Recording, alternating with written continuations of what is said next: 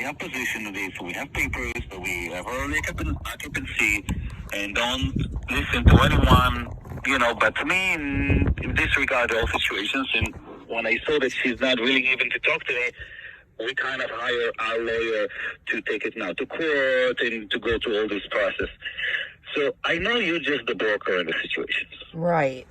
But the reason why I want to tell you, because she sent me a copy of a text message between you and I know you're interesting. You want to do everything in a peaceful way in this. So generally, we had a contract. This contract is many years ago already. We had a price on it. Again, we willing to.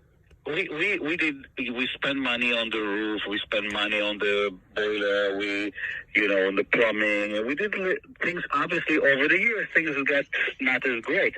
But we did a new service, and when I see that there is nothing to talk, I said, listen, if you want us out, no problem. We'll take the furnace, we'll take the boiler, we'll take the flooring that we put, we take all the plumbing, we take all the electrical, and all you want to at least pay us for what it is, and we walk away. It was in response to how she spoke. I wanted to show her that it's really don't talk in a way that you're gonna lose. But anyway, so I don't know what you can do, if you can do, but I first want you to know the situations, because according to the text message you have with my tenant, you're not aware of the situation. At least that's what I thought. Right. I mean, we know very little. So what I do know of the situation is back in 2013, I think it was when Beatrice was put into a nursing facility, and she later passed. And at that time, it's the family's understanding, I guess, that the attorney that they had hired was taking care of everything. So the problem is there's so many children of Beatrice, and each of them sort of thought something different. So none of them had lived here. None of them were local.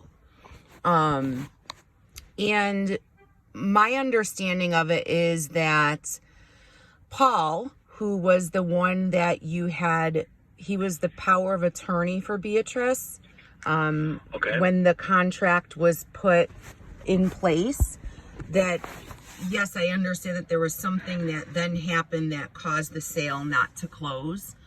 And this went on for years without any of the family really knowing what had happened. Actually, they had assumed that the home was sold. Exactly. So then years go by, and Charlene moved back to the Buffalo area, and I guess just stopped by the house one day just because it was her family home. They built the house, and her and the tenant had started talking, and the tenant started saying how she was having this problem and that problem with the house. And Charlene's like, well, I don't know anything about that. I mean, someone bought the house, so everyone thought.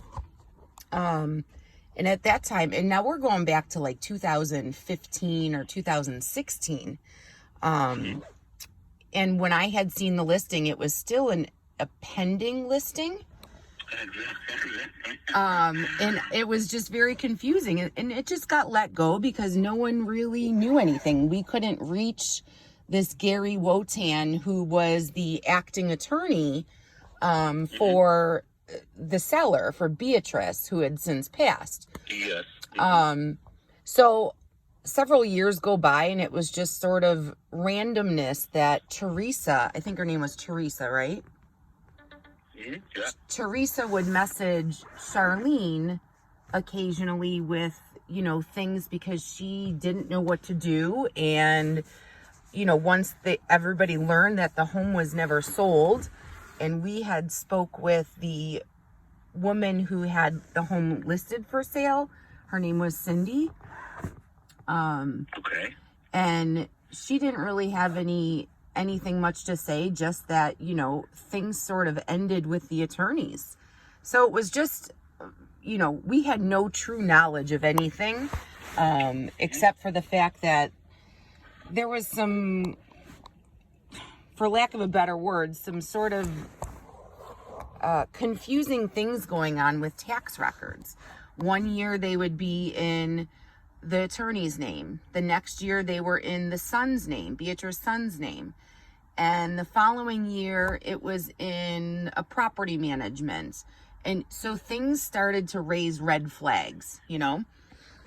And